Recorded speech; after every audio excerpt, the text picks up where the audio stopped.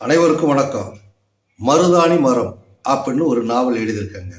அந்த நாவலில் ஒரு காட்சியை நான் உங்களுக்கு பதிவிடுறேன். அதை உங்கள் சிந்தனைக்காக. பெண் கல்வி எப்படி இருந்தது என்பதற்காக தான் அந்த காட்சி அமைத்தேன். அதில் என்ன எழுதியிருக்கேன்னு சொன்னால், ஒரு அழகான கிராமம், ஒரு அழகான அளவான ஒரு குடும்பம். அந்த குடும்பத்தில் ஒரு பெண் பிள்ளை 7ஆம் வகுப்பு படிக்கிறார். இளைய ஒரு சகோதரன் 4ஆம் வகுப்பு படிக்கிறார். இவங்க 2 பேரும் காலையில் அந்த ஊரில் இருக்கிற அந்த பள்ளிக்கூடத்துக்கு சேர்ந்தே கிளம்புவாங்க. சேர்ந்து படிச்சுட்டு சேர்ந்து திருப்பி வருவாங்க. இப்படி தான் தொடர்ந்து போயிட்டுருக்கு. அந்த காலகட்டத்தில் ஒரு நாள் அந்த மாணவி அந்த ஏஜ் அட்டன் பூ பெய்திடுறா. அதனால் பாதியிலே அவள் வீட்டுக்கு வந்துடுறா. அப்புறம் நம்ம தமிழர் பண்பாடான அந்த சடங்குலாம் செஞ்சு அவள் வீட்டிலே இருக்கா.